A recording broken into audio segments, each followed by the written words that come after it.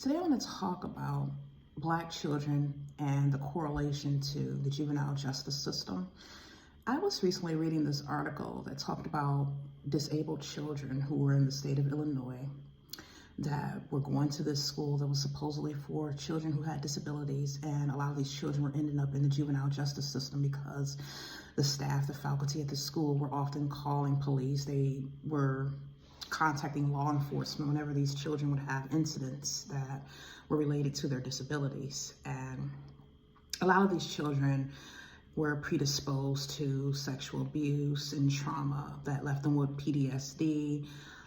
They had learning disabilities, things affecting their cognitive behavior, emotional problems, and a lot of them had a difficult time. And sometimes they would act out as what disabled children do. And the teachers, whenever they would do something, it was reported that they would call law enforcement, who would end up coming and arresting these children, and a lot of them would end up in the system and end up going to detention center. And so this reminds me of an incident that happened with my son, where he was actually removed from his school because of an incident that had happened, and he ended up going to back to foster care, where he had ran away from a group home. He was placed in a group home while he was in foster care, a group home that was not secure, and he was allowed to just walk out of there. And in the middle of the night, he was roaming around and ended up going into someone's home. He told me he was looking for his sister's house and a way to call me, and they arrested him and put him in juvenile detention center and charged him with burglary. Now, the Lord was just showing me a lot of things, because I was seeing the correlation to people who are the demographic of minority people, which more majority of these are black race. These are people of black race who have limited means of income. They don't have a lot of money. And a long time ago, the Holy Spirit was showing me how children in the Black community, especially from a poor demographic who were usually getting Medicaid, they were on welfare, they received public assistance for their medical care, and how they would have disabilities, and a lot of them were not, diagnosed properly, and they did not get the support that they needed as a result of this. And when my children were younger, they did have disorders. And I remember my daughter, she had a lot of characteristics that I thought were aligned to children who were autistic, or at least on the spectrum. And at an early age, she was very sensitive to loud sounds. She, would rock back and forth. She would have to have a same pattern. She would have to sit in the same seat in the car. She'd get very upset. Everything had to be repetitive with her, and they diagnosed her with microcephaly, selective mutism, and cognitive delay. And I always thought that she should have been on the autistic spectrum, or at least, somewhere around that range, because all the, symptoms that she had displayed that. And as I got years gone by, I read this diagnosis, this chart where it would show all these different types of traits and behaviors. And I looked at that chart, and I noticed that my daughter had characteristics that aligned with Asperger syndrome. And I was trying to get her into the school at that time. I was trying to get her into Monarch School, because it was a school for children with autism, and I wanted to get her the proper help that she needed. Also, with my son, he was always very spontaneous. He had spontaneous behavior since he was very young. I remember even as a small child, probably about not even more than a year old, when we would be driving in the car, my older daughter would tell me, hey, she would let me know that my son had climbed out of his car seat, because I'd be driving and I didn't know, and we would turn around and he's out of his car seat, hanging towards the back of the window, trying to, putting his hands on the window, and I was driving. I thought, hurry up, pull over and get him back into the car seat and secured. And he had a lot of spontaneous behavior, where, he would just run off. It's like he was not aware of dangerous circumstances or situations. He did not know the difference of these dangerous situations. He would just dart out into the streets. It got to the point where whenever we would go into a store, I had to keep him close by, because he would just run off in the store and I could not find him. He would dart across the street sometimes, and I had to eventually get one of those harnesses that you normally see children walking around. I didn't really want to do that to him, but his behavior was so reckless that, I didn't want anything to happen to him. And it's like, when the incident happened, when they said my son was always engaged in spontaneous behavior, and he ended up getting charged for this, I thought about how he's always had this behavior since he was younger, and he was never diagnosed properly.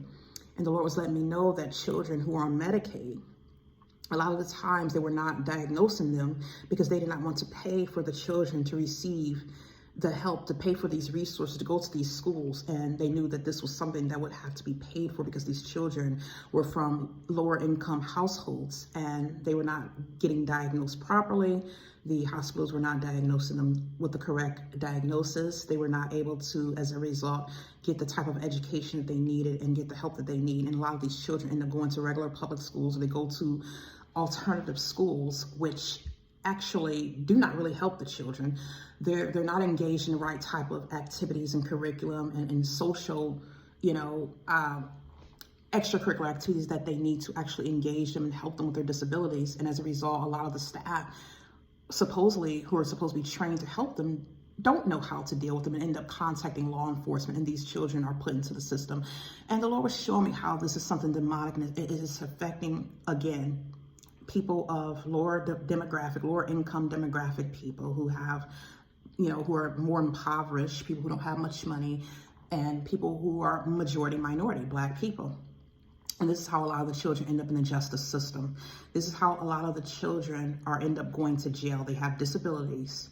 And instead of them, giving them the proper help and care that they need, some of these kids can have a minor infraction, or they could get upset or become disruptive in the classroom to the point where maybe they have a loud outburst because they can't control their emotions at that time, or they're so used to being sitting in a controlled atmosphere that's subdued, and it's not something that's helpful or conducive to benefit them and their disability, and they're made to just sit still in this controlled atmosphere, knowing that they have ADHD, knowing that they have a problem. And then when they can't sit still and they begin to act out and they're not listening, they contact law enforcement and have these children arrested. Now, I've gone to a lot of other schools. When I was visiting, I wanted to put my children in these schools, and I would see a lot of Caucasian students in the children in these schools because their parents, they would get the proper diagnosis, and a lot of their parents had the money to put them in these schools. They had insurance, private insurance, a lot of them, and they were able to have their children placed in these schools. And some of these kids, they could roam around freely. They had manipulatives, they had hands-on things. They were not just sitting in a controlled atmosphere.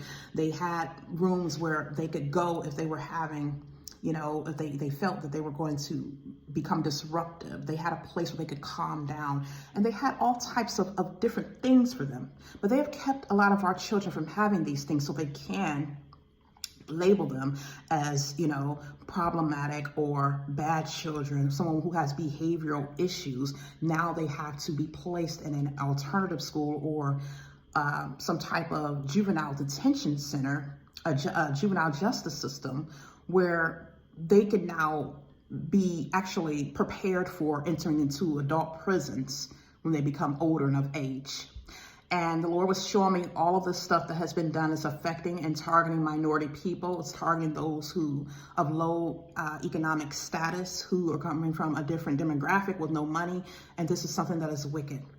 And the juvenile system, they're also, they allow things to happen. A lot of these children are placed in situations where they're, impacted by other children. A lot of these children who are problematic, sometimes they'll allow these things to happen so that the kids can get into more trouble.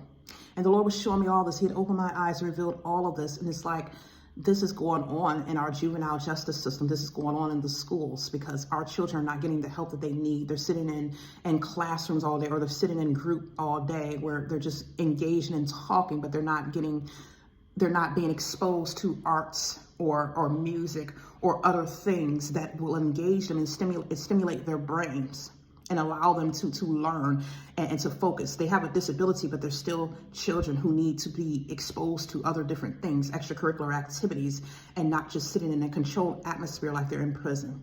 And this is something that has been going on to prepare our children for prison, to prepare our young Black youth for a life of being in the criminal justice system.